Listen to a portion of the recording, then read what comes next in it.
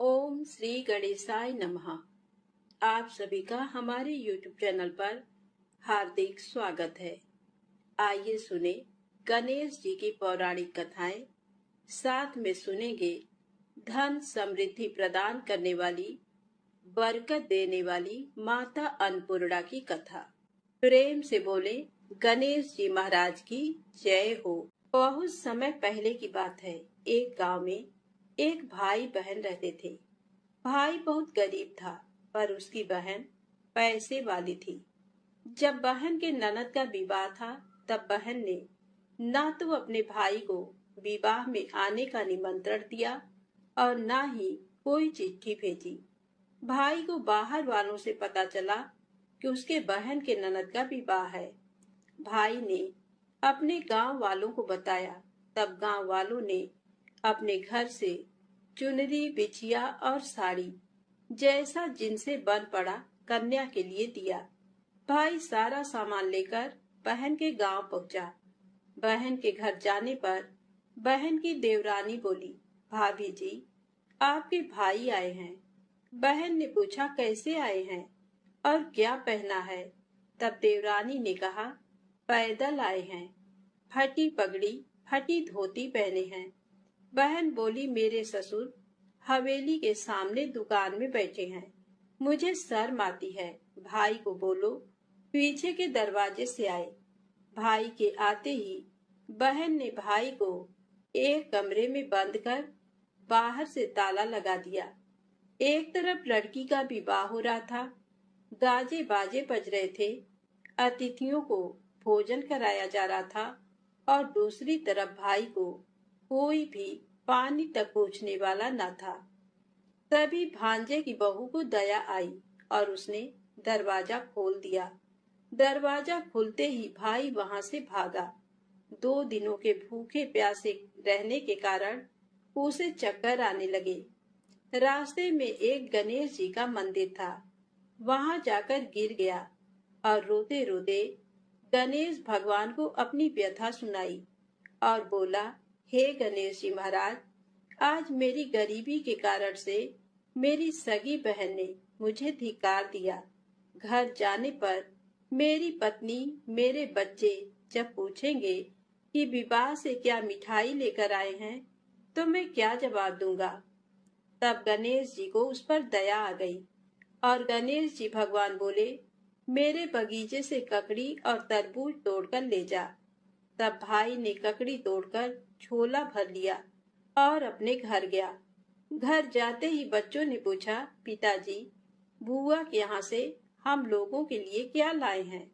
झोला खोलते ही छोटे तरबूज सोने के गेंद में बदल गए। बाकी तरबूज काटे तो उनमें से हीरे मोती निकले। पत्नी बोली, आप बहन के घर से इतना कुछ क्यों लाए? आपकी बहन ने हम लोगों को बहुत ज्यादा दे दिया है। भाई ने कुछ भी जवाब नहीं दिया। गणेश भगवान की कृपा से उनके दिन बदल गए। भाई का काम धंधा जोरों से चलने लगा। धीरे धीरे गहने, कपड़े, रहने के लिए मकान बन गए। पत्नी बोली, एक बार ननद जी को बुलाकर लाओ। भाई नए कपड़े, नए जूते पहनकर रथ में बैठकर बहन को लेने गया। देवरानी बोली, भाभी जी, आपके भाई आए हैं। बहन ने पूछा, कैसे आए हैं और क्या पहना है? तब देवरानी बोली, रथ में बैठकर खूब ठाट बाट से आए हैं। बहन बोली, मेरे भाई को बोलो कि हवेली के सामने से आए, मेरे ससुर, देवर, जेठ देखेंगे। भाई का बहन ने खूब स्वागत किया। भाई बोला, बहन, मैं तुम्हें लेने आया हूँ। तब बहन ने कहा, मुझे भी बहुत दिन हो गए हैं, चलो मैं चलती हूँ। भाई बहन को लेकर अपने घर आया। भाई और उसकी पत्नी ने बहन का खूब आदर सत्कार किया। जो चीजें मांगी सब बनवा कर दिया। बहन बोली, भाई, मुझे एक जूती चाहिए। तब भाई ने मोची को बुलाया और कहा, मेरी बहन के लिए ऐसी जूती बनाओ जो मुंह से बोले। भाई ने बहन को बहुत सारा धन देकर विदा किया, पर अभी तक वह जूती नहीं आई थी। बहन रवाना होने लगी, तभी मोची जूतियां लेकर आया। बहन के जूती पहनते ही जूतियां बोली। निर्धन भाई की पैसे वाली बहन, गणेश जी का बगीचा नहीं होता तो आज क्या करती। बहन तब भाई की पत्नी से पूछा, ये कहाँ से आवाज आ रही है। तभी भाई ने कहा, सुबह का समय है, कोई जीव जंतु बोल रहे होंगे। भाई ने घोड़े गाड़ी को जल्दी जाने को कहा। बहन के जाते ही पत्नी जिद करके बैठ गई कि जूतियां क्या बोल रही थी। तब पति ने अपनी पूरी आपबीती सुनाई कि कैसे बहन ने मुझे 2 दिन भूखा रखा, कमरे में बंद कर दिया था। भांजे की बहू ने दरवाजा खोला, तब मैं बाहर आया और गणेश जी के शरण में जा पहुंचा। गणेश जी की कृपा से हमारे दिन बदले हैं। उसने अपने पत्नी को सारी बात बताई। तब पत्नी बोली, अगर मुझे मालूम होता तो मैं आपकी बहन को कुछ नहीं देती। मेरा दिया हुआ सब कुछ वापस लेकर आओ। तब पति बोला, गणेश भगवान ने हमें सब दिया है। अगर वह मुझे भूखा प्यासा कमरे में बंद नहीं करती तो मैं गणेश भगवान के मंदिर में क्यों जाता। क्या मैं गणेश जी को अपना दुखड़ा सुनाता। तुम अपना मन मैला मत करो, अपने पर तो गणेश जी की कृपा है और किस चीज की कमी है। फिर दोनों गणेश जी के आगे झुककर प्रणाम करते हैं और जयकारा लगाया। हे गणेश जी महाराज, जैसी कृपा आपने गरीब भाई पर करी, वैसे ही अपने सभी भक्तों पर अपनी कृपा बनाए रखना। तो प्रेम से बोले, गणेश जी महाराज की जय हो। अब आइए सुने गणेश जी महाराज की अगली पौराणिक कथा। एक बार एक नगर में एक मालिन रहती थी। बीमारी के चलते उसके पति की मौत हो चुकी थी। उसका एक 4 साल का बेटा था। वह उसी के सहारे अपना जीवन यापन करती थी। उसकी सास बहुत ही कठोर हृदय वाली थी। कहती, कलंकिनी, अभागिनी कहीं की, मेरे बेटे को खा गई। वह चाहे कितना भी काम करे, अपनी सासू माँ की सेवा करे, पर उसकी सास के मुख से कभी भी उसके लिए प्यार का एक शब्द कभी नहीं निकला। उसे दुखी देखकर उसकी सास को कभी भी दुख नहीं होता। वह कभी नहीं सोचती कि इस उम्र में पति को गंवाने के बाद बेचारी कितनी दुखी रहा करती होगी। इन सब बातों को नजरअंदाज करते हुए वह हर समय अपनी बहू के साथ लड़ाई करती, जितनी हो सके तकलीफ देती थी।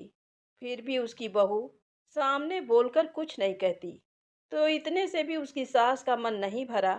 तो एक दिन उसने अपने गुस्सा के चलते अपने पोते और बहू को घर से निकाल दिया। दोनों माँ बेटे रोते रोते घर से चल पड़े। चलते चलते एक जंगल में पहुंच गए। वहां जाकर एक बड़े से पेड़ के नीचे बैठ गए। वहां से थोड़ी ही दूरी पर एक गणेश जी का मंदिर था। वहां पर बहुत सारे लोग गणेश जी के दर्शन करने आते, वहां प्रसाद चढ़ाते और फिर वहां मौजूद लोगों को बांट देते। तो वह माँ बेटे दोनों गणेश जी के मंदिर में गए। वहां जाकर उसकी माँ कहने लगी कि हे गणेश जी महाराज, मुझसे ऐसी क्या गलती हो गई जिसकी मुझे आप इतनी बड़ी सजा दे रहे हैं। पहले मुझसे मेरे पति को छीन लिया और अब मुझे घर से बेघर कर दिया। अब मैं अपने बेटे के साथ कहाँ जाऊं, क्या करूं, कहाँ रहूं। अब आप ही मुझे कोई रास्ता दिखाएं।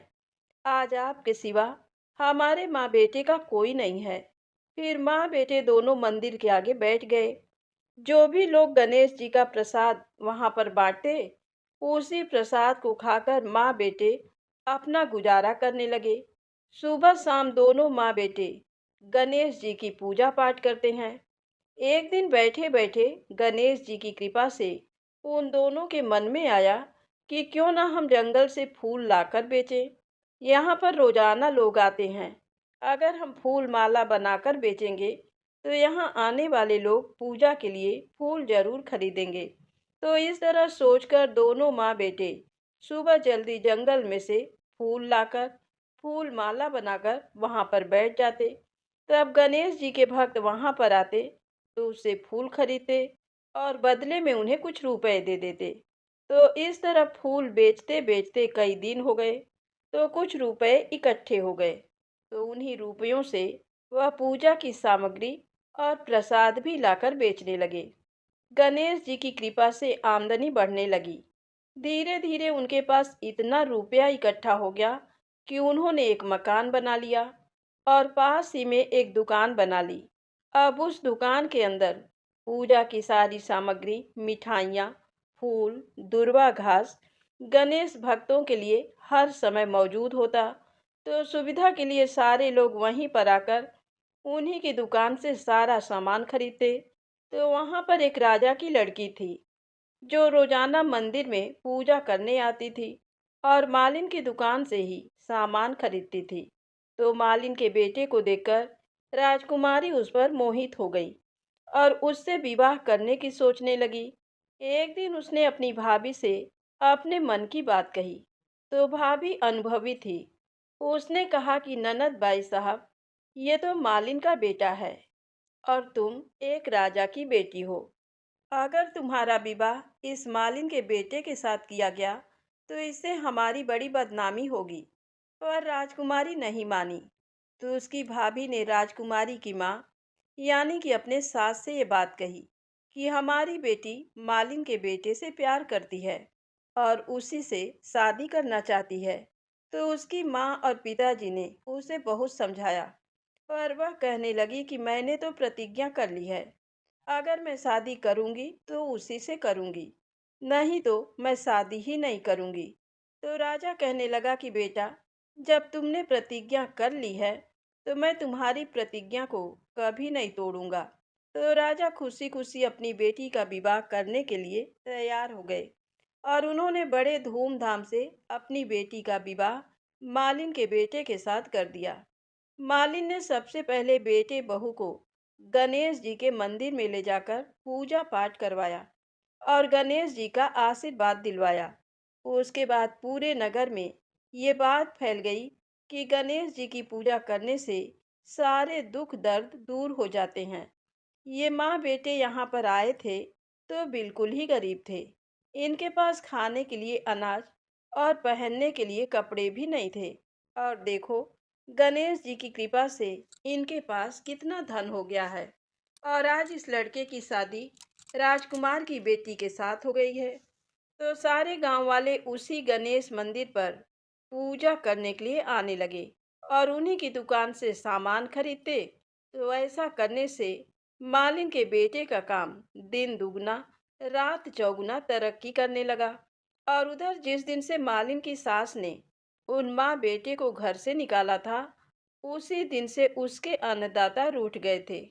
उसके घर में घाटा लगने लगा और सारा सामान बिक गया। धीरे धीरे वह समय भी आ गया जब उस बुढ़िया को एक समय का भोजन भी नसीब नहीं होता था। उसे भूखा मरता देखकर गांव के लोग उस पर बिल्कुल भी दया नहीं दिखाते थे।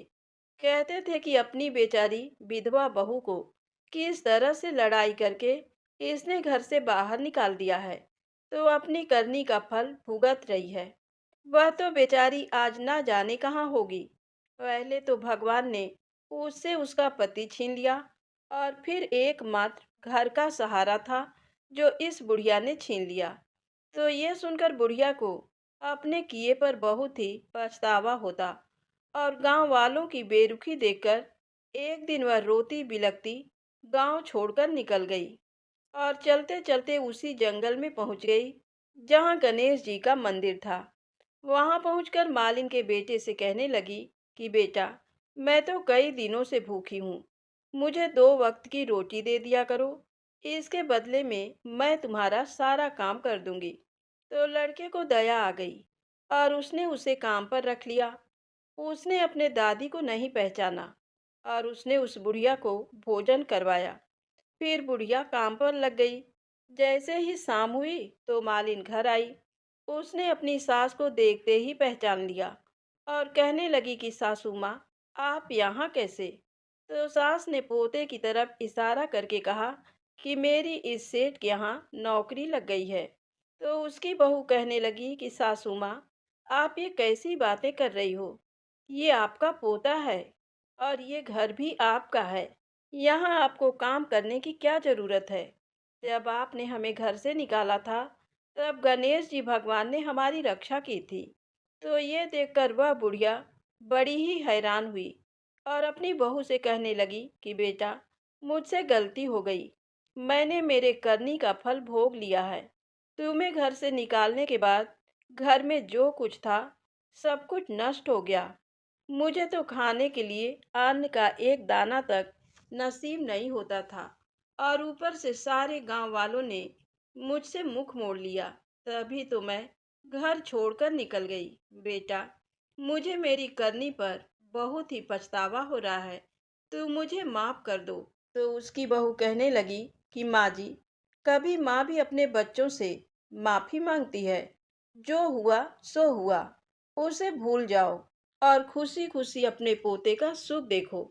तो अब बुढ़िया सोचने लगी कि मेरी बहू कितनी अच्छी है और मैं इसे कभी भी पहचान नहीं सकी।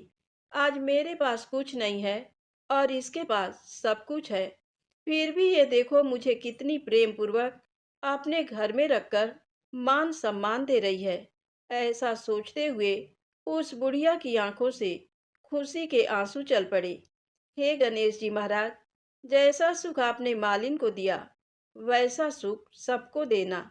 जो आपकी इस कथा को पूरे श्रद्धा भाव से सुने, उसकी सारी मनोकामनाएं पूर्ण करना। बोलो गणेश जी भगवान की जय हो। आइए सुने धन समृद्धि प्रदान करने वाली माता अन्नपूर्णा की बड़ी ही दुर्लभ कथा। प्राचीन काल की बात है। पुरुषोत्तमपुर नामक ग्राम में एक बहुत धर्मात्मा सेठ जी रहा करते थे। उनके 5 पुत्र और एक सबसे छोटी पुत्री थी और उसका नाम गौरी था। सेठ जी का भरा पूरा परिवार था। सेठ जी ने अपने सभी 5 पुत्रों का विवाह कर दिया था और जब छोटी बेटी गौरी विवाह की योगी हुई, तो उन्होंने उसका विवाह एक दूसरे नगर के अपने ही समान धनी परिवार में कर दिया।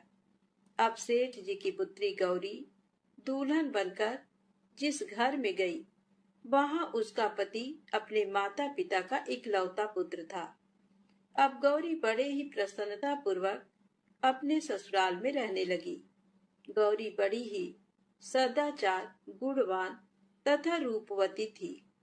एक दिन की बात है, जब 1.25 महीना हो गया, तब सास ने गौरी को रसोई संभालने के लिए दे दिया। रसोई की सारी बातें समझा दी। गौरी अपने सासू माँ का पांव छूकर रसोई में प्रवेश करती है। तब सास ने कहा, बहू, रोज सुबह जल्दी उठकर पूजा पाठ करके रसोई में प्रवेश करना, फिर खाना बनाना। रोटी बनाते समय पहली रोटी गाय को, अंतिम रोटी कुत्ते को बनाना मत भूलना। इस प्रकार सास ने गौरी को सब कुछ समझा दिया। गौरी 4 लोगों के लिए खाना बनाती है और खाना बनाकर अपने पूरे परिवार को खिलाती है।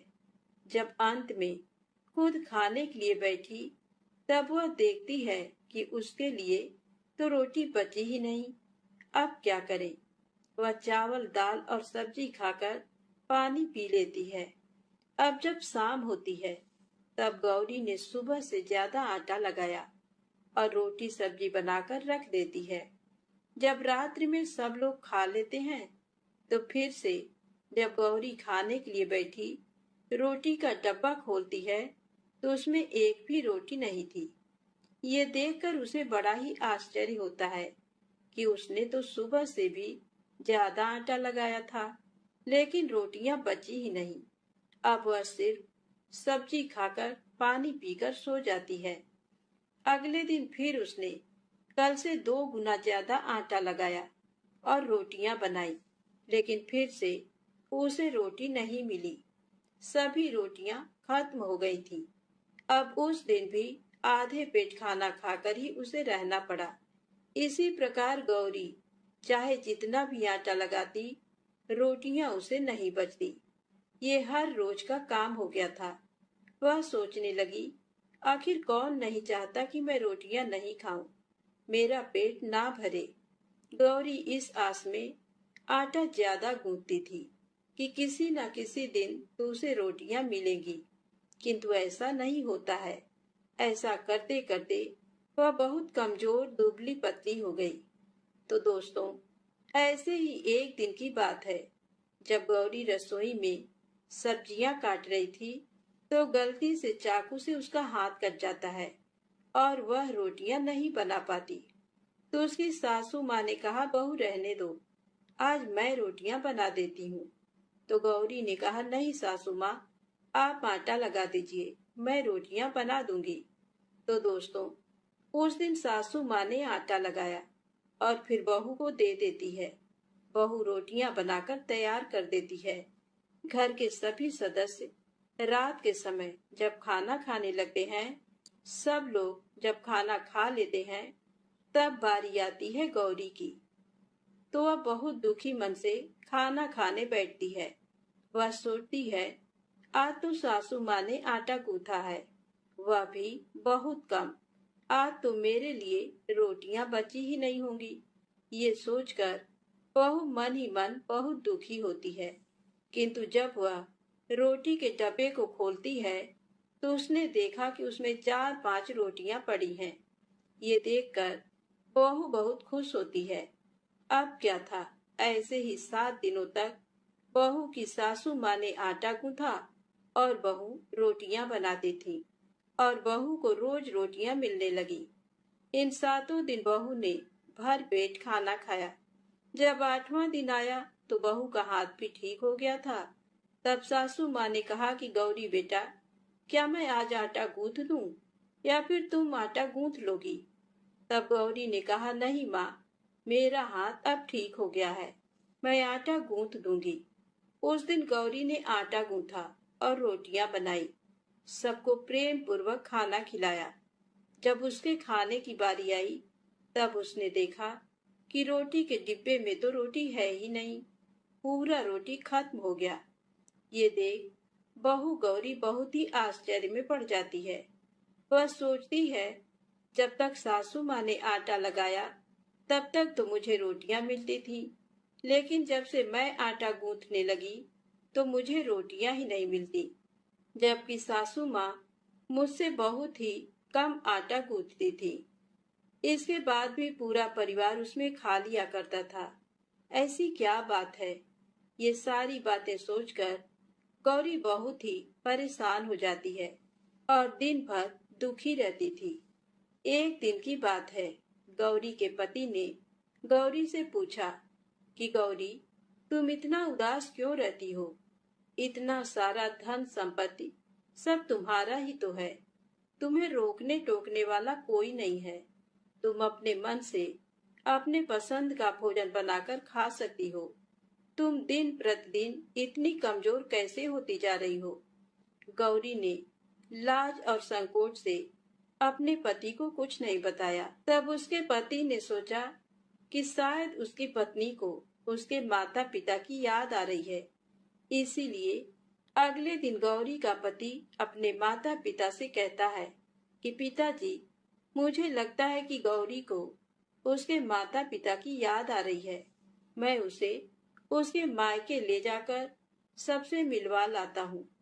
अपने बेटे की बात सुनकर गौरी के सास ससुर तैयार हो जाते हैं और उसे जाने की अनुमति दे देते हैं और कहते हैं, बेटा, यदि बहू को अपने माता पिता से मिलकर प्रसन्नता होती है तो अवश्य ही तुम उसे उसके मायके ले जाओ। अब गौरी का पति अपने पत्नी को लेकर उसके मायके जाता है। दामाद और बेटी को देखकर उनका बहुत ही आवभगत होता है। तरह तरह के व्यंजन बनाए जाते हैं, खिलाए जाते हैं, बहुत सेवा सत्कार होता है। उसी दिन रात में समय मिलने पर गौरी की माँ ने अपनी बेटी को कोने में ले जाकर पूछा, बेटी, तुम इतनी दुबली पतली कैसे हो गई? तुम तो बहुत ही कमजोर दिख रही हो। क्या बात है? तुम्हें कौन सी बात खाई जाती है? क्या तुम्हारे ससुराल वाले तुम्हारी चिंता नहीं करते, तुम्हें दुख देते हैं? या ऐसी कौन सी बात है जिससे तुम्हारी ये दशा हो गई है? अपनी माँ की बातें सुनकर गौरी अपनी सारी परेशानी सारी चिंताएं, सब कुछ बताती है। अपनी बेटी की बात सुनकर गौरी की माँ ने कहा, बेटी, हमें लगता है माता अन्नपूर्णा तुमसे नाराज हो गई हैं। इस विषय में तो मैं कुछ नहीं कर सकती, क्योंकि तुम्हारे ससुराल में हमारा बोलने का कोई अधिकार नहीं है।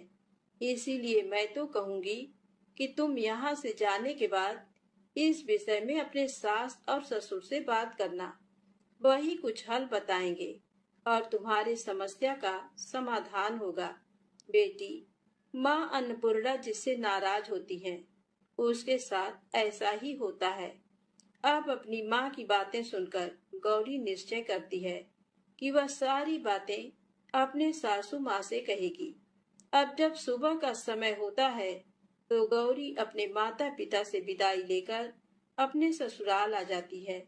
ससुराल आने के बाद वह अपने सास ससुर और पति से सारी बातें कह सुनाती है।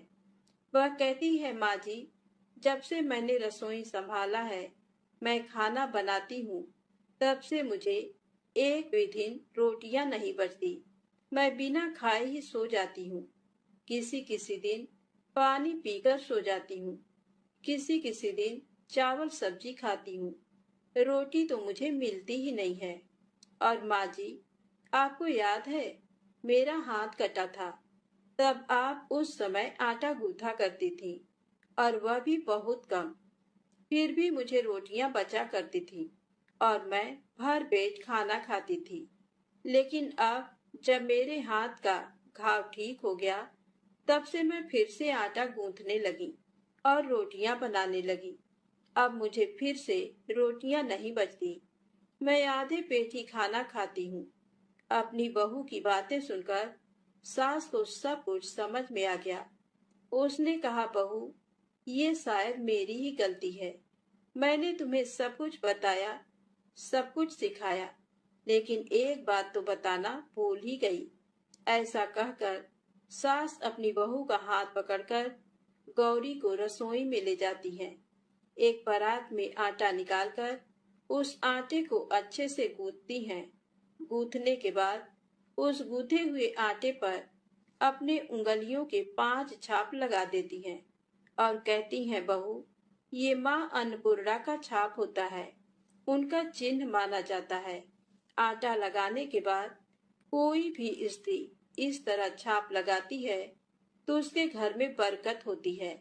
इसका अर्थ ये है कि माँ अन्नपूर्णा की कृपा सभी परिवार वालों पर बरसे और कोई भी सदस्य भूखे पेट ना सोए।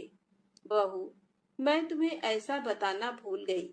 आज से तुम आटा लगाते वक्त आटे पर अपना 5 छाप, 5 उंगलियों का छाप छोड़ देना, और माँ अन्नपूर्णा तुम्हारे ऊपर अवश्य ही कृपा करेंगी और तुम कभी भी खाली पेट, भूखे पेट नहीं सोओगी।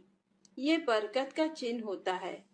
अब अपने सासू माँ की बात सुनकर बहू हर रोज आटा गूंथती और फिर उस पर अपने 5 अंगुलियों की छाप छोड़ देती और फिर रोटियां बनाती। अब बहू को भी हर रोज रोटियां मिलने लगी। वह पेट भर भोजन करने लगी और स्वस्थ भी हो गई। माँ अन्नपूर्णा की कृपा उस पर बरसने लगी। उसके हाथ में माँ अन्नपूर्णा का वास हो गया। घर पर कोई भी सदस्य भूखा नहीं रहता और जो कोई मेहमान आता या कोई भी भीख मांगने के लिए भिक्षुक आता, उसे भी वह खाना खिलाकर ही घर से विदा करती। इस प्रकार बहू के ऐसा करने से उसके घर में बरकत होने लगी, अन्न की वर्षा होने लगी। तो दोस्तों, आटे को कूटकर उस पर 5 उंगलियों का छाप लगाना हमारी पुरानी परंपरा है। ये माता लक्ष्मी और अन्नपूर्णा माता का चिन्ह माना जाता है। ऐसा करने से माता अन्नपूर्णा सदा प्रसन्न रहती हैं और घर वालों पर अपनी कृपा दृष्टि बनाए रखती हैं। तो प्रेम से बोले, अन्नपूर्णा माता की जय हो।